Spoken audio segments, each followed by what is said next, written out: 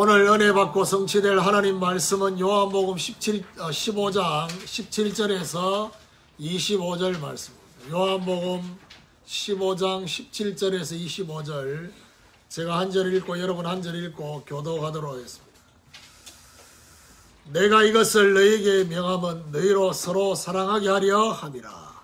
세상이 너희를 미워하면 너희보다 먼저 나를 미워할 줄 알아라. 너희가 세상에 속하였으면 세상이 자기의 것을 사랑할 것이나 너희는 세상에 속한 자 아니요 도리어 내가 너희를 세상에서 택하였기 때문에 세상이 너희를 미워하느니라. 내가 너희에게 종이 주인보다 더 크지 못하다 하는 말을 들었다. 사람이 나를 박해하였은즉 너희도 박해할 것이요 내 말을 지켰은즉 너희 말도 지킬 것이라. 그러나 사람들이 내 이름으로 말미암아 이 모든 일을 너희에게 하리니 이는 나를 보내신 이를 알지 못함이라.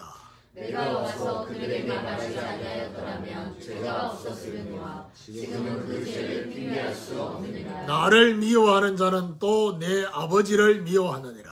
내가 아무도 못한 일을 그들 중에서 하지 아니하였더라면 그들에게 죄가 없었으려니와 지금은 그들이 나와 내 아버지를 보았고 또 미워하였도다. 같이 읽읍시다. 그러나 이는 그들의 율법에 기록된 바 그들이 이유 없이 나를 미워하였다 한 말을 응하게 하려 함이라. 아멘. 우리 교독한 말씀을 가지고 세상에서 구별된 우리라는 제목으로 말씀을 증거하기로 합니다. 우리 옆에 분하고 인사하도록 하겠습니다.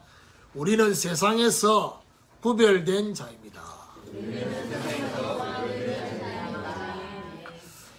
지난 주간에 주께서 우리를 친구로 택하신 이유가 세 가지 정인으로 세우시기 위해서 그렇다고 했습니다.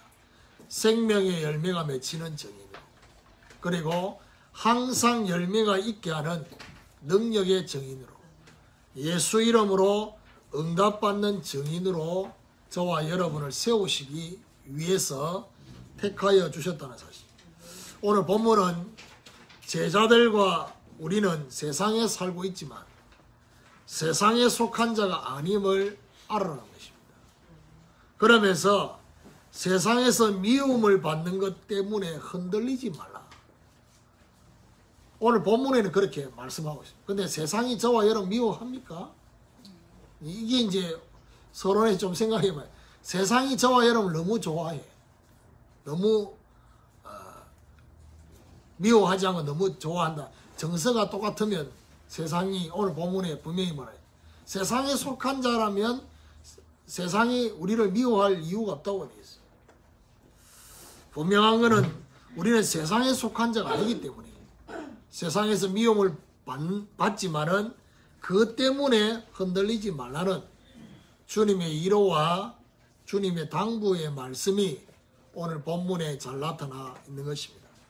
오늘 세상에서 구별된 자로 부르신 것을 알고 승리하는 축복이 있기를 예수 그리스도 이름으로 축원합니다. 그럼 첫 번째로 그리스도께 속한 자입니다. 18절에 보니까 세상이 너희를 미워하면 너희보다 먼저 나를 미워한 줄 알라라고 되어 있습니다. 세상이 우리를 미워하는 것은 사실은 우리보다도 먼저 주님을 미워하고 있기 때문에 그렇다는 사실. 19절에 보니까 너희가 세상에 속하였으면 세상이 자기의 것을 사랑할 것이나 너희는 세상에 속한 자가 아니요 도리어 내가 너희를 세상에서 택하였기 때문에 세상이 너희를 미워하느니라. 세상에 속한 자라고 한다면 세상 임금 사단 마귀가 자기의 것이기 때문에 사랑할 것이다 했습니다. 그러나 저와 여러분 여기서 세상에 속했다는 이 말이 어떤 의미냐? 세상 속에 있는 마귀 또 사단에게 신분과 소속이 마귀의 자녀가 되어 있다는 사실. 그걸 말하는 것입니다. 또한 공중의 권세 잡은 자를 따르고 있는 마귀의 종의 상태를 세상에 속했다라는 사실. 분명한 것은 우리는 세상에 속한 자가 아님을 오늘 본문에 우리를 세상에 속한 자가 아니라 하면 어떤 의미냐? 마귀의 자녀에서, 마귀의 종에서 해방된 자다. 이는 예수 그리스도 안에 있는 생명의 성령의 법이 죄와 사망의 법에서 너를 해방하였습니다. 또한 저와 여러분을 세상 가운데서 하나님의 자녀로 택해 주셨다. 다시는 무서워하는 종의 영이 아니라 양자의 영을 받았으므로 하나님을 아바, 아버지라 부르짖는다 했습니다. 그리고 또한 세상 가운데에 보내지는 영적 사도로 저와 여러분을 택해 주신 것입니다. 예수님께서 사도들을 부르실 때 주께서 원하는 자를 부르셨다 했고, 그러면서 말하냐? 왜 부르셨냐? 너희와 함께 있고요. 또 나가서 전도다. 귀신을 내어 쫓는 권세가 있게 하려 함이라 했습니다. 우리가 기억해야 될 게 바로 20절에 있습니다. 내가 너희에게 종이 주인보다 더 크지 못하다 한 말을 기억하라. 사람들이 나를 박해하였은즉 너희도 박해할 것이요 내 말을 지켰은즉 너희 말도 지킬 것이라. 주님께서는 세상에서 박해를 받는 것이 바로 주님 자신 때문에 그렇다는 사실을 말씀을 하고 있습니다. 주님께서 박해받으신 것에 저와 여러분이 함께 참여한다는 사실, 그 사실을 잊지 말라는 것입니다. 여기 우리가 조금 이해가 안 되는 부분이 마지막에 내 말을 지켰은즉 너희 말도 지킬 것이다. 세상이. 근데 이 지킨다는 의미가 원문에는 단순히 말씀을 지킨다 이런 말이 아니라 예수님의 말씀을 터집 잡는다. 예수님의 말씀을 터집 잡듯이 너희들의 말도 터집 잡아요. 여러분, 불신자 중에 복음에 전혀 관심이 없고 또 저와 여러분 복음을 탁 전해보면요, 전혀 복음 받을 마음이 없는 사람들의 특징이 뭐냐? 저와 여러분 복음을 가지고 터집 잡습니다. 불신자 중에 특별히 우리 가문 명절이라든지 중요한 모임을 하면요, 자꾸 영적인 얘기, 복음에 대한 얘기를 하면 자꾸 터집을 잡습니다. 오늘 본문에 뭐랍니까? 세상에 속해 있기 때문에. 그래서 이 말은 터집 잡힐 일을 하지 마라 이 말이 아닙니다. 그렇게 된다는 사실을 지금 알려주는 것입니다. 우리가 당하고 있는 일, 그 당하고 있는 일은 쉽게 말하면 어떤 거냐? 우리가 그리스도께 속해 있다는 당연한 결과라는 사실을 기억하시라는 얘기예요. 오늘 저와 여러분 사도 바울이 정말 복음을 전하다가 감옥에 갇혔습니다.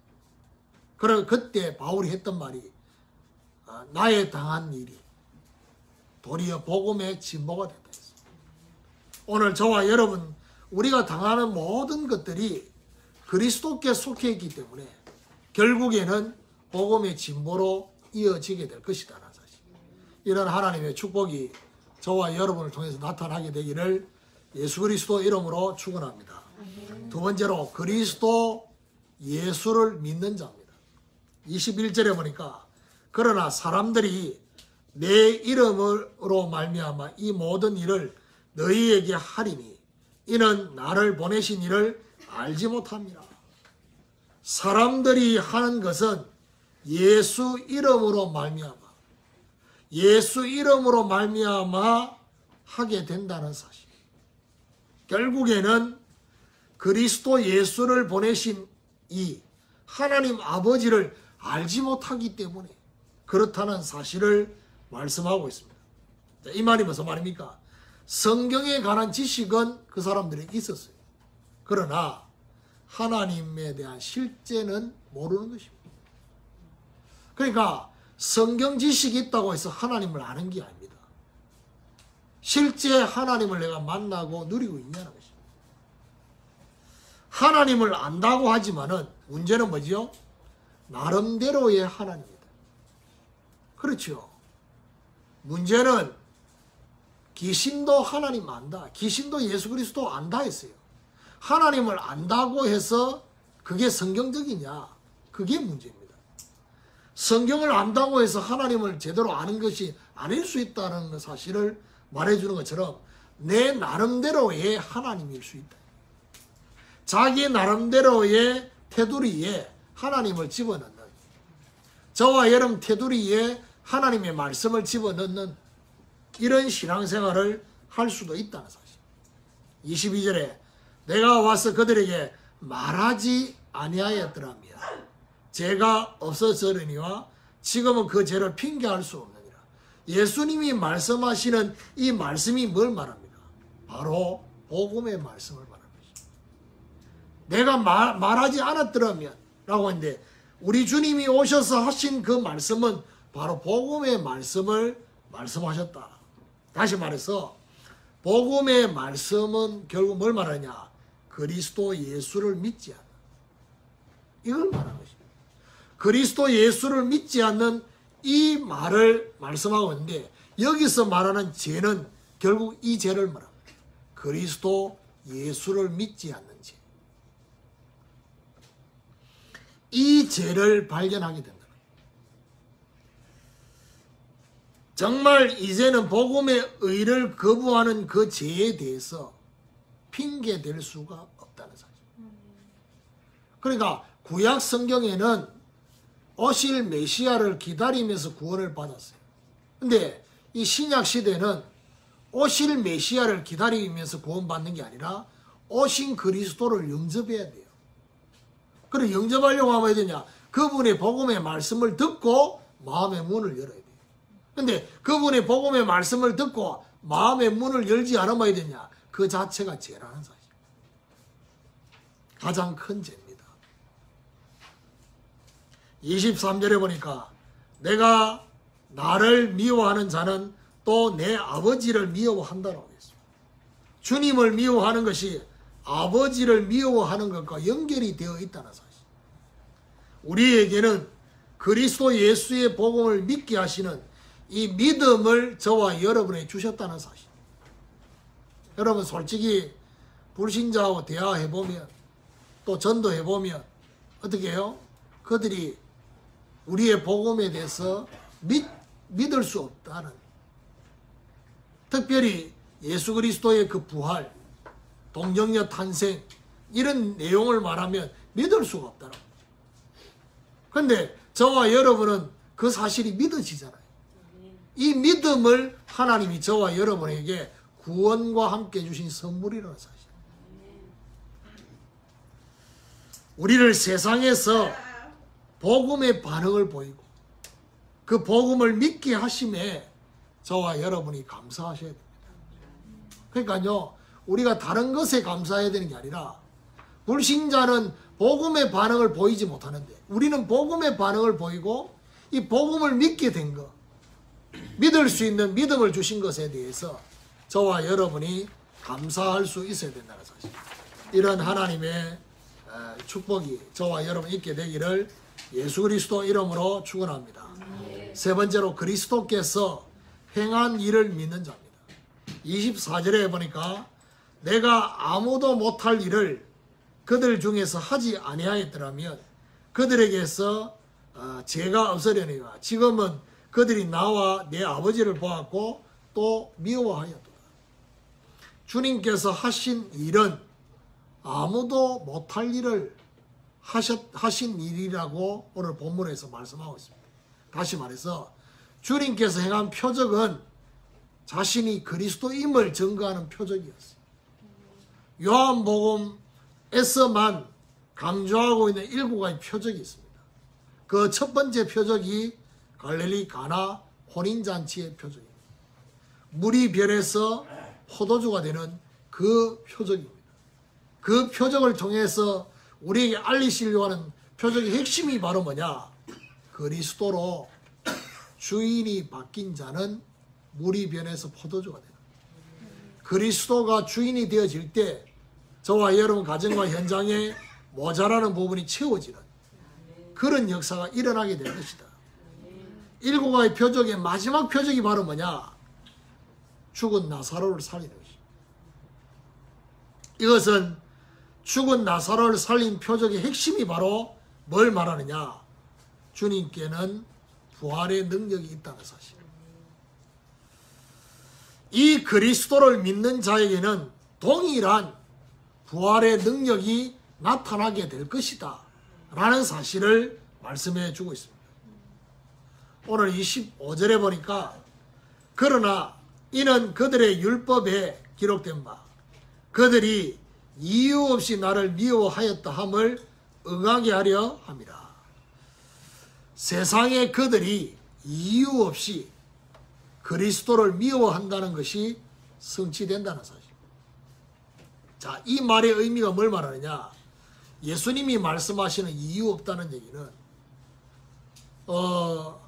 율법을 어겨야지 그들이 미워하는 기준이 율법을 어겨야지만이 미워하는 것이 정당화되는데 율법의 죄, 그 죄와는 전혀 관계가 없는 그 죄에 대한 이유에 대해서는 예수님이 깨끗하다는 사실.